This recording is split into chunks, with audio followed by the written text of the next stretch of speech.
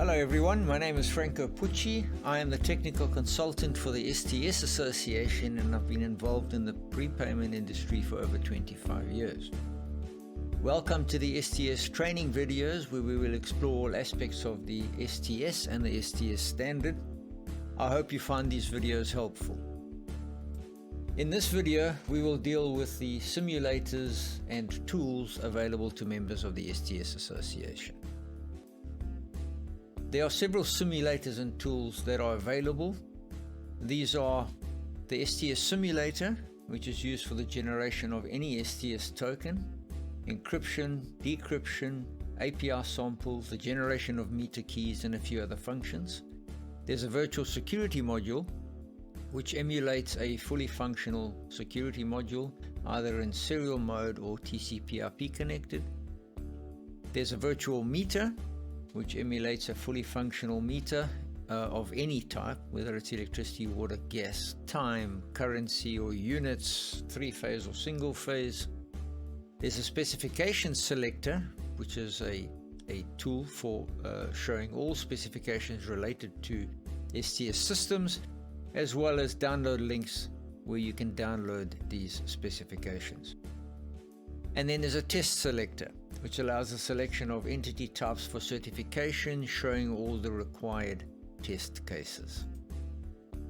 So let's start with the STS simulator. What can it do? Well, it can generate any STS token in the specification.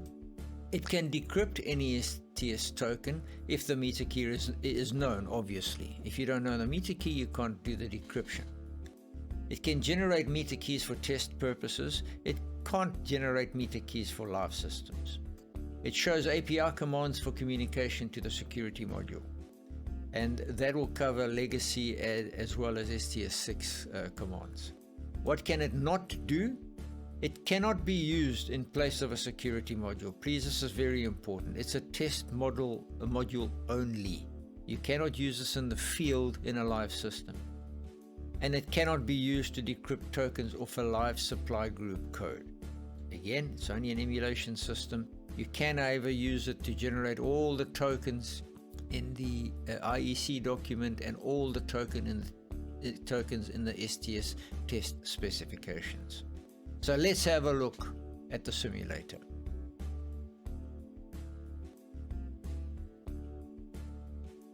Okay, so this is what the STS simulator looks like. It was developed around about 2010, and it's been going for about 10 years, so it's been through a few revisions.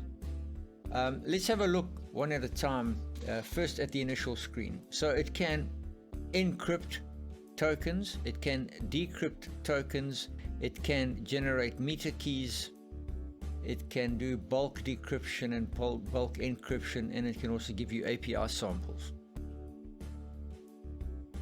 Importantly, you can either use the real tables to generate tokens or the sample tables. The sample tables you would use, for example, to replicate the examples in the IEC 62055-41 specification.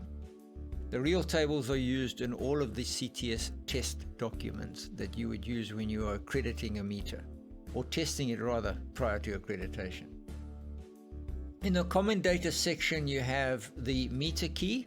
It defaults to this particular meter key, but you can enter your own meter key in here. If you have a sample meter key, for example, in one of your meters in the factory, you can enter that key and then generate tokens for it. You have the date and time that you want the token, in other words, the TID value of the token. You can enter that in. You can either increment the random bits or leave them fixed at a particular value.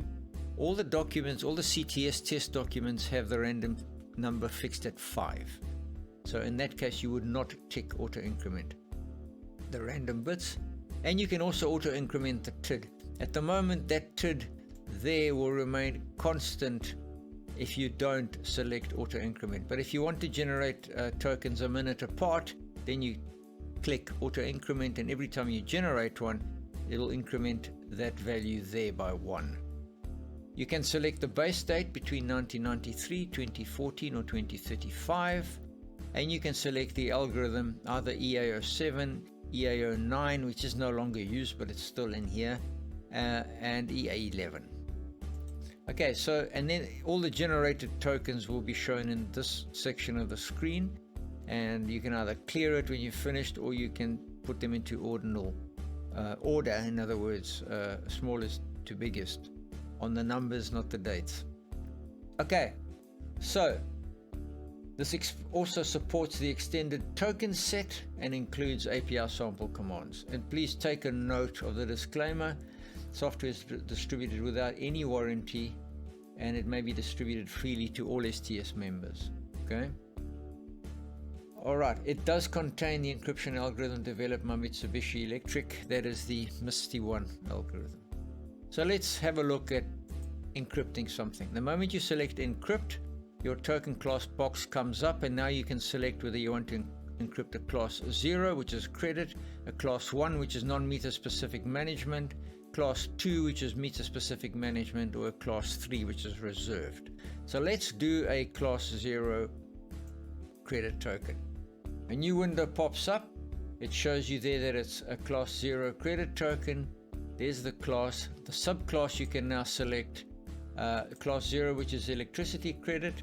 Let's do a class 1, which is water credit, and the random number you can see is preset to 5 because that's what the CTS test documents are preset to. The TID value will be calculated in this box as soon as you press create token, and it will take the value of the date time highlighted there, and then you can put an amount in. So let's put an amount of 1 kiloliter, and we generate create the token. At the moment there's nothing in the raw binary data or encrypted binary data, and it's using EA07 because that's what's set on the left, and the token at the moment is all 0. So let's create the token, and what you see now is you get the raw binary data. Okay, you get the encrypted binary data before transposition of the 2 class bits, and then you get the encrypted binary data after transposition of the class bits. If you want, there's also the hexadecimal data on the right. There is your token, and it's also put into there if you wish. This window is there, for example, if you select all 16 tokens, what that will do is it'll give you a token for each of the random numbers 0 to 15. So let's do that. There's all your tokens. It generates all of them, and you can then press the ordinal button and it'll put them into ascending order of the digits. Okay. Now you may want to see, well, what does this look like as a command if I want to send it to a security module. So once you've generated a token, go to the API sample and click that button. What happens now is you get the legacy API command that's according to STS 600-8-1. It's telling you it's a water credit token, and there is the command SM?TC plus the meter pan and all the rest of the stuff that you need, and that would be the command you'd send it.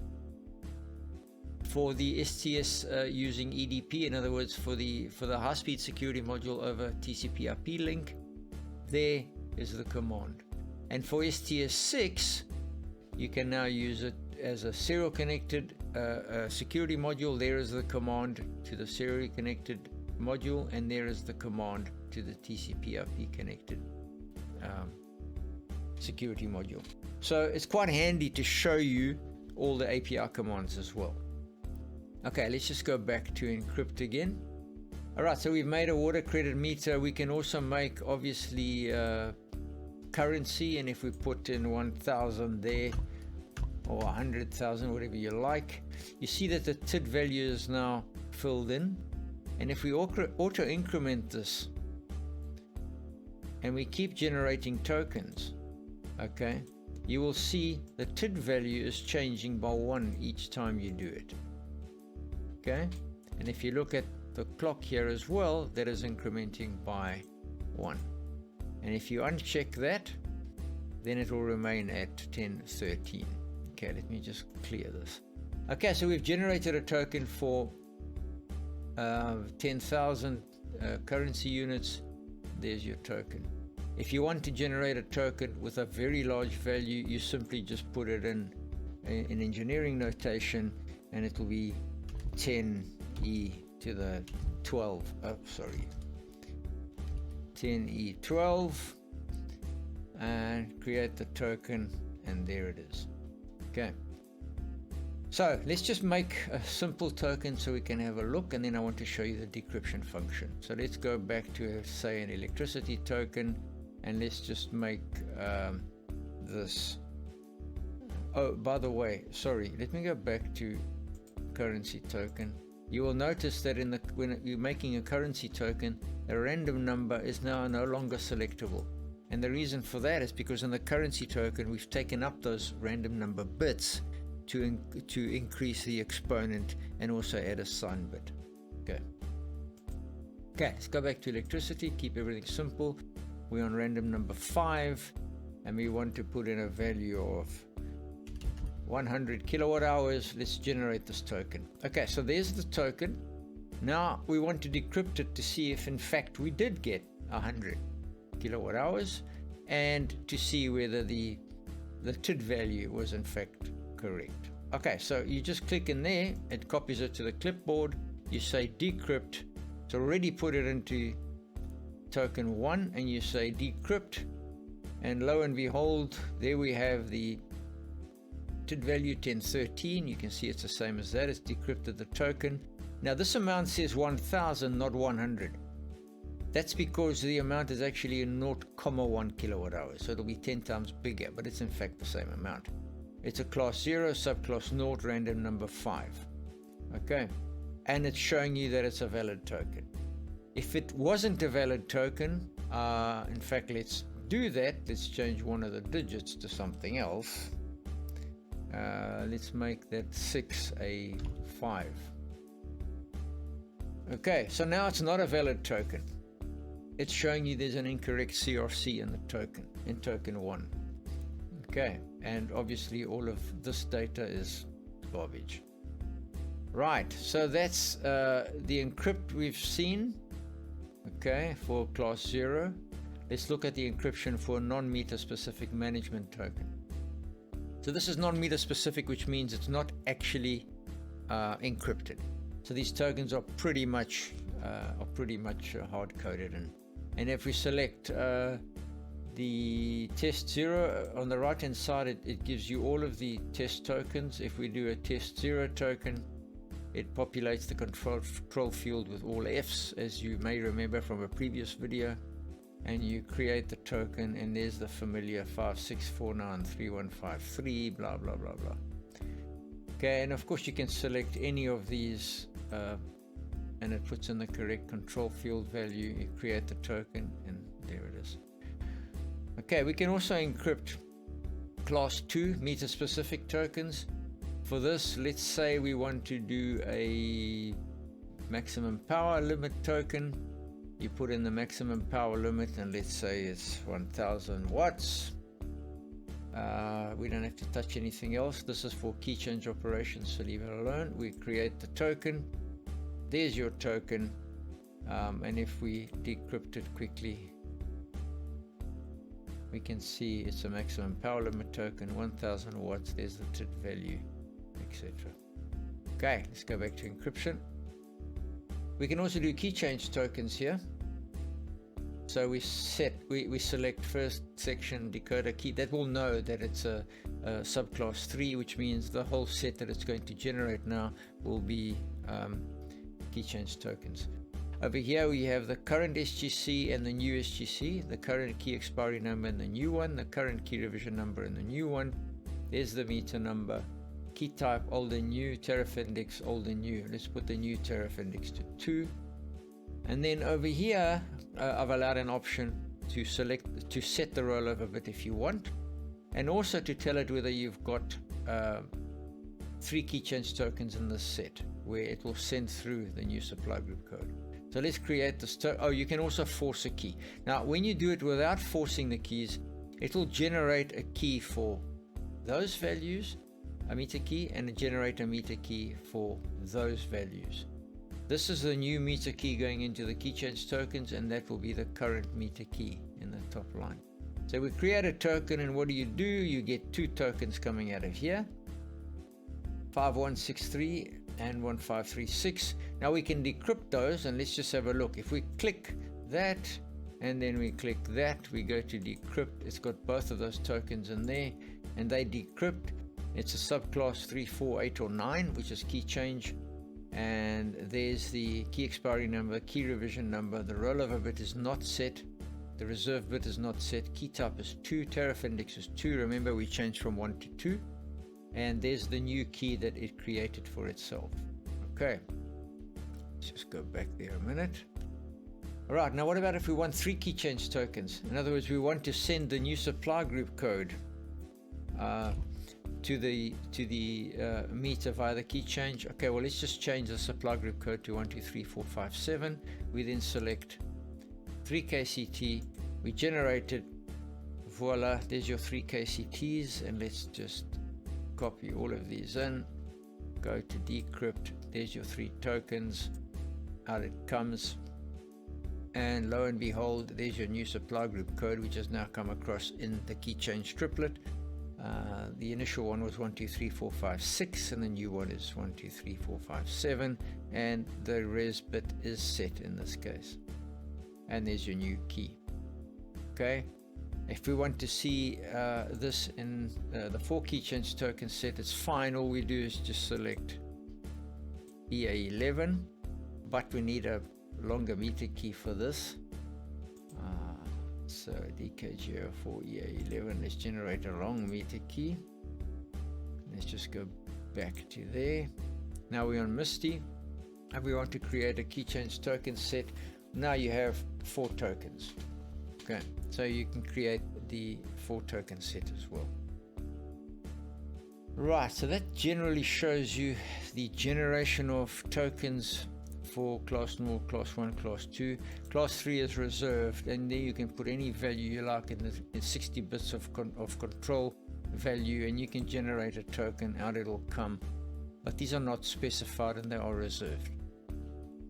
Okay, on the issue of meter keys, for the meter keys, you can create a meter key by giving it the key type, tariff index, supply group code, key revision number, which DKG are you using, 1, 2, 3 or 4, the meter number, the IIN, which typically always stays at 600727 unless you've got a 4-digit manufacturer code, the vending key you want to use. The second part of this VK2 is only used for triple dares, so we don't actually even support that anymore. And then for DKGA04, you obviously need a much longer vending key. This then shows you the data block that it's created by all of that data. And when you generate your meter key, there will be your meter key. If you want to copy it into there, you just literally double click it and it copies it in. Okay. And then with all of these, class 0 and class 2 only, sorry. So let's go to class 0. With all of these, even using EA11, you can see your API sample in order to create these. Bulk encryption and bulk decryption, I just set that up in case you want to generate 100 tokens of the type of credit with an increment of, say, 1 or whatever you like. Include spaces in the tokens, put an amount in, what the incremental amount is for each token, and then go, and it'll generate you a file. Okay, and then of course the sample tables, as I said, can be used to generate the tokens in the IEC document. There is a manual available for the simulator, which you can find on the website. So please download it. It's free to use by anybody. If you want to download it, you may, and make use of it. If you have any suggestions for us to add any functionality to the simulator, we'd be more than happy to listen to you and introduce them in the next version. But I really hope you enjoy this tool. Have fun with it and let us know what you think. Thank you very much. This brings us to the end of this video series. I hope you enjoyed it and hope to see you again next time. Thank you and goodbye.